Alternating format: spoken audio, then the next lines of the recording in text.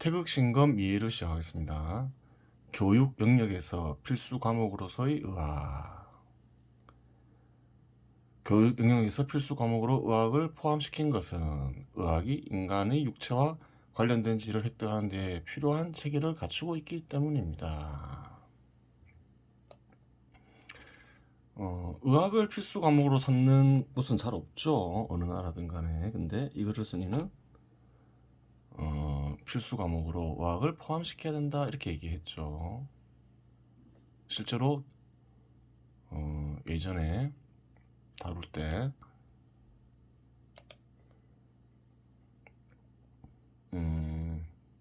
필수 과목으로 의학을 집어넣었죠. 2022년 태극신검 2부 절대금의 시작 페이지 34. 그래요. 볼까요? 34 필수 과목 국어, 수학, 기하학, 의학 이렇게 돼 있죠. 의학을 포함시키는 이유를 적어 놓은 거죠. 대상의 선천적인 부분 인체 이해 및 암기 인체에 대해서 알아야 된다 이런 거죠. 그 다음에 이상 인체에서 이상이 생기면 이상은 뭔가의 병이죠. 병에 대한 이해 및 암기 대응책 선택이라는 완전한 연구 체계를 갖추고 있지요. 의학에서 이렇게 딱 갖추어져 있지요. 뭐 하고 싶은 말이 있는 모양이죠. 사회나 사회를 구성하는 각 영역 및 사회 구성원으로서의 집단 및 인간을 연구할 때에도 역시 이러한 체계가 바람직하지요. 그래요. 이러한 체계로 공부를 해야 된다는 거예요. 뭐 경제 영역을 연구하든 정치 영역을 연구하든 기업을 연구하든 기업에 참여하는 사람들을 연구하든 이러한 체계에 입각해서 연구를 해야 된다는 거죠. 우선 경제를 연구하면 경제에 대해서 잘 알아야 되겠죠. 또 경제에서 발생할 수 있는 이상에 대해서 알아야 되겠죠.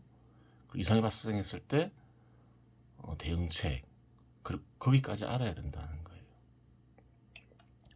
따라서 이러한 관념 체계를 어릴 적부터 육화시키는 것이 좋고 육화시키는 데에는 의학을 탐구하는 것이 좋습니다. 그래요. 의학을 공부함으로써 이러한 체계를 익히고 이러한 체계에 입각해서 생각하고 행동하는 게 좋다는 거예요. 그런 차원에서 의학을 필수 과목으로 넣어야 된다 이렇게 얘기하고 있는 거예요. 나아가 두 가지 목적이 있죠. 인체에 대해서 알고 사람 인체가 중요하잖아요. 자기가 사람으로 태어났는데 사람의 인체에 대해서 모르고 살아야 된다는 것도 불행이잖아요. 또 그 병이 생기면 나름대로 대처를 해야 되잖아요. 그렇죠. 병을 알아보고 치료는 의사한테 맡기더라도. 따라서 이러한 관념 체계를 어릴 적부터 육화시키는 것이 좋고 육화시키는 데는 의학을 탐구하는 것이 좋습니다. 육화에 대해서는 예전에 얘기했죠. 이러한 관념 체계가 사회를 구성하는 인간들에게 육화될 때 엉터리 견해들로 서로 다투지 않고 참된 지혜에 입각해 사회 구성원들이 행동하니 사회의 억견으로 인한 다툼이 줄어들어 평화롭게 발전하게 됩니다. 그래요. 억견으로 다투는 경우는 많죠. 최근에도 있죠. 그래요. 한일 관계 개선하니까 또 서로 다툼이 일어나죠. 그래요. 그런데 억견을 배제하면 어떻게 될까요? 다툼이 줄어든다. 그렇게 얘기하고 있는 거죠. 몸이 아플 때 많은 사람들이 조언을 듣고 치료하는 사람은 없지요. 만 명의 의학에 대한 지식이 없는 사람들이 조언보다 제대로 교육받은 한 명의 의사의 진료를 받는 것이 나은 법이지요. 그렇게 얘기하고 있는 거예요. 서로 여러 사람들이 막 이것이 옳고 그르니 다투는데 그런 거 별 필요 없다고 하는 거죠. 그래요. 제대로 된 어떤 전문가의 깊이 있는 이해력을 가진 어떤 전문 지식을 가진 한마디 하는 게 더 낫다는 거예요. 낫다는 거죠. 이러한 이유로 인해 예언법을 다르게 표현하면 둥글게 둥글게 사는 법이라고도 표현할 수 있습니다. 왜 그런가요? 사람들이 자세가 중요한 거죠. 자기보다 전문적인 지식을 가진 이가 있으면 그 전문적인 지식인의 말을 듣는 게 낫겠죠. 또 뭔가요? 매사에 생각할 때 이런 세 가지에 입각해서 생각하고 판단한다. 그리고 행동한다. 그런 거죠. 또한 육체는 인간에게 필수적이고 중요한 대상이니 육체를 알지 못하고서는 인간, 나아가 자기 자신을 제대로 이해하기 어렵습니다. 이러한 이유로 의학을 필수 과목으로 정하여 누구나 인간의 육체에 대한 지식을 어느 정도 알게 하는 것이 올바른 교육 정책이라고 하겠습니다. 그래요. 어떤 자세를 배우고 의학을 공부하면서 또 인간에게 중요한 육체에 대해서 알아야 된다. 그래요. 육체가 중요한데 육체에 대해서도 잘 모르면 안 된다. 그렇게 얘기하고 있는 거죠. 그래요. 저번에 그래요. 뭐라 했어요? 화해한 것은 증용 문제로 화해한 것은 잘한 것이다.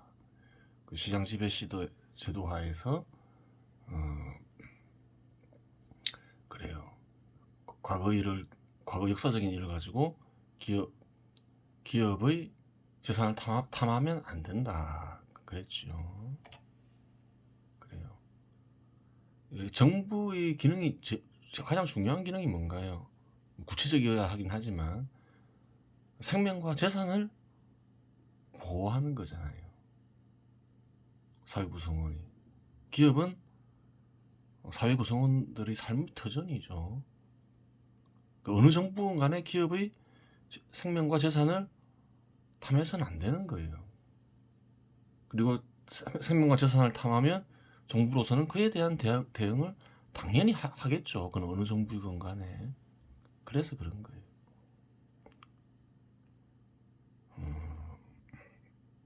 그리고 이는 예전에 설명했죠. 하늘나라 법이란 게 있다 했죠. 그게 합당한 거예요. 사회의 유지와 발전에 기여하는 정의가 사회적 정의이다. 딸린 조항 있죠. 사회의 유지와 발전에 기여하지 않는 정의는 사회적 정의가 아니다. 그래요.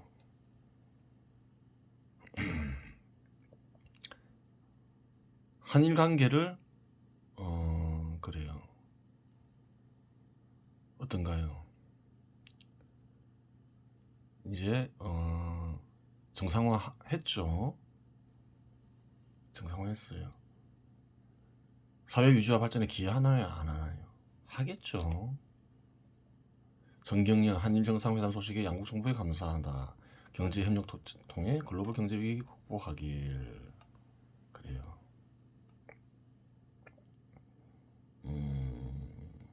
이렇게 보면 돼요. 중요하겠죠. 기업들이 환영을 하잖아요. 한일 모든 기업들이. 기업은 삶의 터전이죠. 기업에 많은 사람들이 참여하고 있잖아요. 그 많은 사람들이 직간접적으로 이익을 보겠죠. 한국 국민들도 그렇고 그 일본 국민들도 그렇고. 그래요. 사회 유지와 발전에 기여한다는 거예요. 또 일본인들을 통해서 이득을 얻고 살아가는 이들도 많잖아요. 서울 같은 경우 보면 남대문 시장 가면 많은 사람들이 일본인들을 통해서 소득을 얻었죠. 최근에는 좀 어렵겠죠. 그래요. 사회 구성원들이 유지와 발전에도 크게 기여하는 거예요.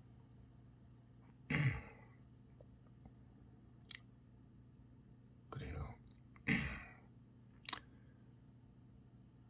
과거의 어떤 경험으로 인해서 감정을 자극해서 그게 정의 같지만 사회 유지와 발전에 기여하나요, 안 하나요?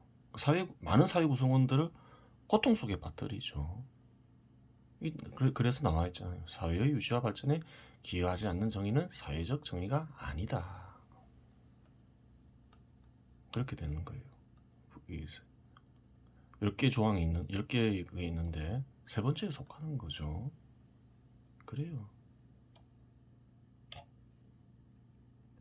또 군사적으로도 경제적인 거고,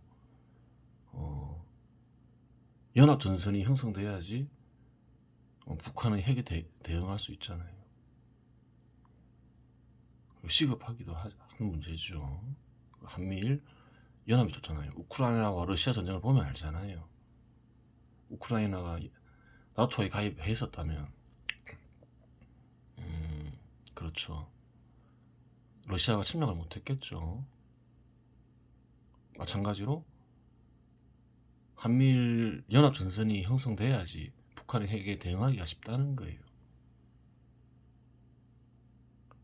북한, 중국, 러시아도 그러면 연합을 하지 않겠느냐? 연합해도 괜찮아요. 연합하면 전쟁이 일어날 경우 너무 커지기 때문에 전쟁을 안 일으키려 하겠죠. 평화가 오는 거예요. 그러면서 이제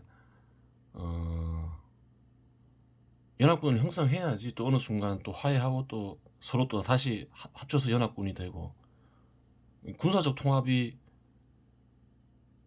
이루어져야지 제대로 된 평화가 오겠죠. 연합 경제적으로 군사적으로 가까워져서 연합군까지 운영한다. 그러면 연합군 내에 속하는 국가들 간에는 전쟁을 일으킬 수가 없잖아요. 그러면서 평화가 오는 거예요. 전 세계가 경제적으로 의지하게 되고 하나의 군대가 되면 어떻게 될까요? 국가 간의 전쟁은 사라지겠죠. 그렇게 되는 거예요. 흐름을 좀 볼 줄을 알아야 돼요.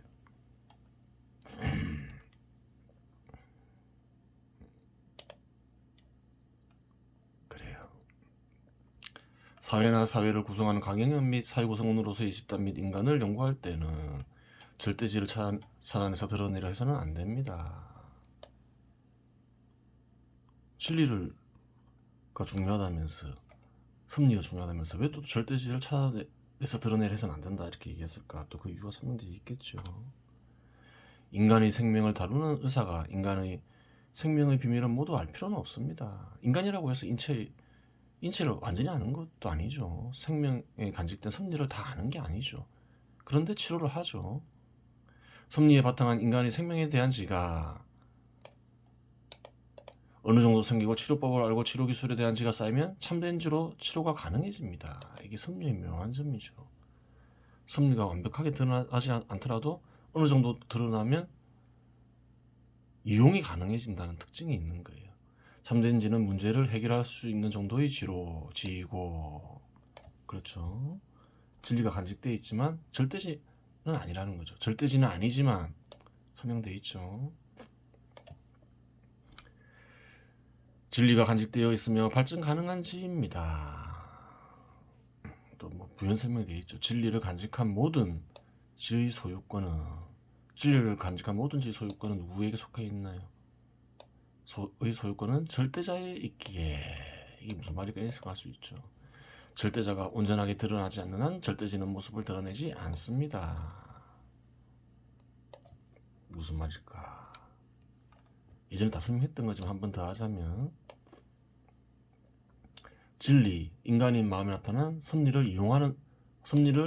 인식하고 사용하는 이는 원래 누군가요?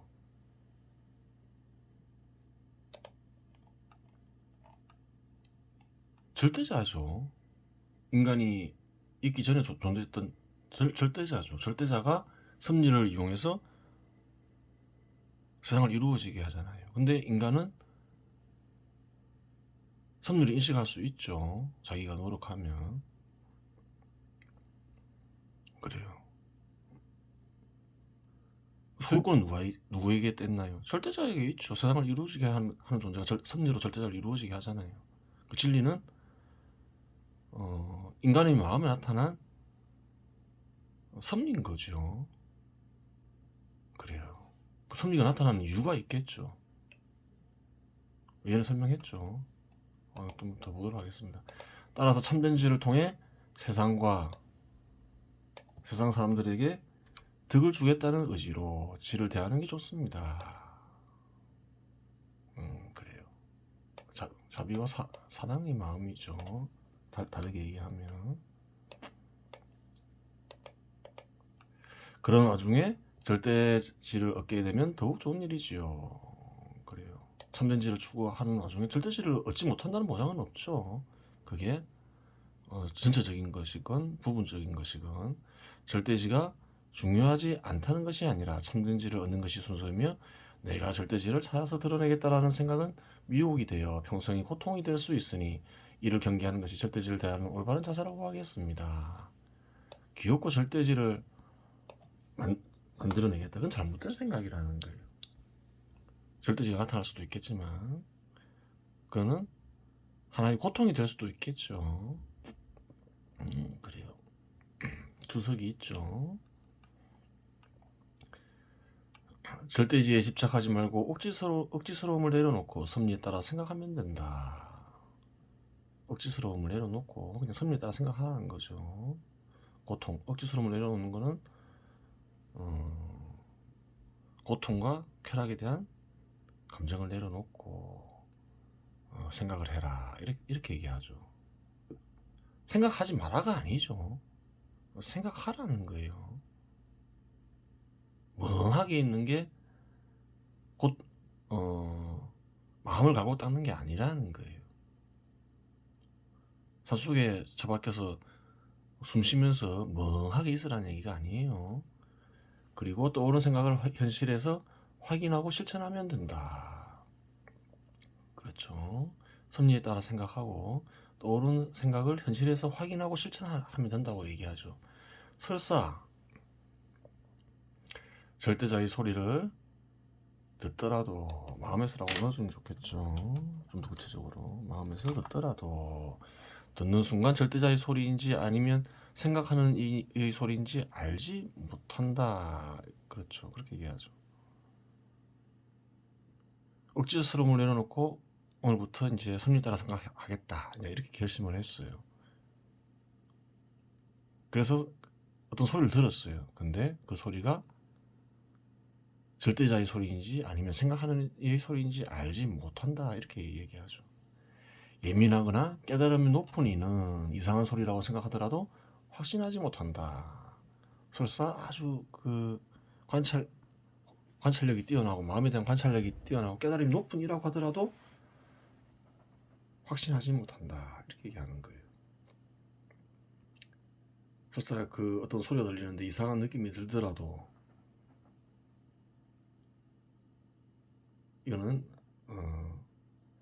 절대자의 소리 같다라고 생각하더라도 확신하지 못한다. 이렇게 얘기하죠. 그렇기에 글이건 동영상이건 그림이건 어떤 식으로든 생각을 남겨놓는 것이 좋다. 그냥 글이나 동영상이나 그림으로 항상 남겨놓는 습관을 들여라. 요령이죠. 그러다 보면 어느 순간 남겨진 말이나 그림에서 절대자의 소리를 알아차릴 수 있을 것이다. 그리하여 절대자의 소리를 바탕으로 절대자의 뜻을 키우면 그러한 이가 남긴 글은 천서가 되고 그러한 이가 남긴 소리는 천음이 되고 그러한 이가 남긴 그림은 천하가 되는 것이다. 또한 천서와 천음과 천하는 외단이 된다. 그렇게 얘기하고 있죠. 그래요. 물론 이러한 방법을 이러한 방법이 처음 되는 건 아니에요. 그래요. 뭐 글이나 동영상이나 그림으로 항상 남겨놔라. 이것은 처음일 수도 있는데 마음에서 이런 식으로 수양하는 게 처음은 아닐 수 있죠. 예수도 알았죠. 하늘나라는 겨자씨와 같다. 어떤 사람이 그것을 가져다가 자기 밭에 뿌렸다. 겨자씨는 어떤 씨앗보다 작지만 자라면 어떤 풀보다 커져 나무가 되고 하늘의 새들이 와서 그 가지에 깃들인다. 겨자씨는 뭘까요? 절대자의 소리겠죠. 알기 어렵겠죠. 근데 어떤 사람은 알아채고 그것을 가져다가 자기 밭에 뿌렸다 이러죠. 눈치채고 이제 가져와서 밭에 뿌렸다죠. 마음이겠죠. 마음에 뿌렸단 말이겠죠. 그 자신은 어떤 씨앗보다 작지만 자라면 어떤 풀보다 커져 나무가 되고 하늘의 새들이 와서 그 가지에 깃들인다. 밭에서 키우면 하늘의 새들이 와서 깃든다 하죠. 하늘의 새는 뭘까요? 신성이 깃든다 이 말이겠죠.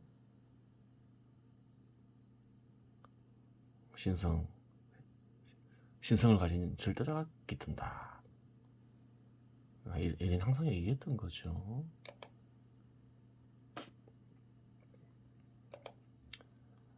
억지스러움을 내려놓고 생각하면서 절대자의 마음을 드러나게 하라. 그럼 절대자의 마음에 누가 사나요? 절대자가 사는 거지요. 어려우면 외단을 이용해라. 외단은 뭐냐? 천서, 천음, 천하가 외단이 된다. 그런 거예요. 그럼 예전 사람들은 어떻게 익혔을까요? 굉장히 어렵게 익힌 거죠. 그럼 마음에서 절대자의 소리를 알아채면 어떻게 해야 될까요? 기억하고 있어야 되는 거죠. 그리고 그걸 키워요. 기록도 안 하고. 그러면 키울 수는 있겠죠. 근데 항상 떠올린 것들을 기억하고 있어야 되겠죠. 얼마나 어려워요, 그게. 지금은 어떤가요? 옛날엔 또 그럴 수밖에 없었죠. 녹음기가 있었던 것도 아니고 유튜브가 있었던 것도 아니고 글로 남겨놓으려고 해도 파피루스나 종이는 과거에는 굉장히 비쌌죠. 귀족들이나 사용할 수 있었겠죠. 방법이 없는 거예요. 그냥 마음에서 떠올리게 하고 눈치채고 그걸 기억했다가 키우는 수밖에 없는 거예요. 너무너무 어려운 거예요. 그러니까 현 시대에는 너무너무 쉬워졌죠. 그래요. 이 글을 쓰는 이는 이전에도 얘기했지만 이 글을 쓸 때 대충 알고 있었죠. 대충 알고 있어서 인터넷에 글을 남기고 뭐 남들이 보든 안 보든 동영상을 남겨놨겠죠. 기억할 필요가 없잖아요. 세월이 흘러서 이상하다 싶으면 그때 그 말이 좀 심상치 않다 싶으면 한번 틀어보고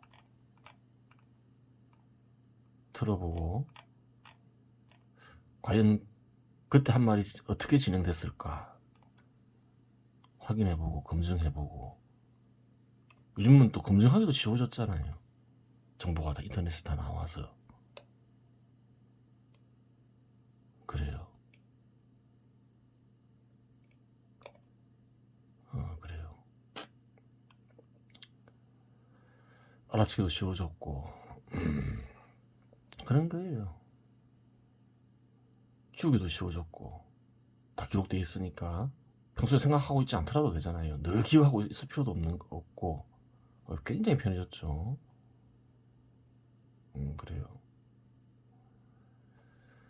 그래도 떠오르는 생각을 현실에서 확인하고 실천하는 게 너무너무 쉬워져 버린 거죠.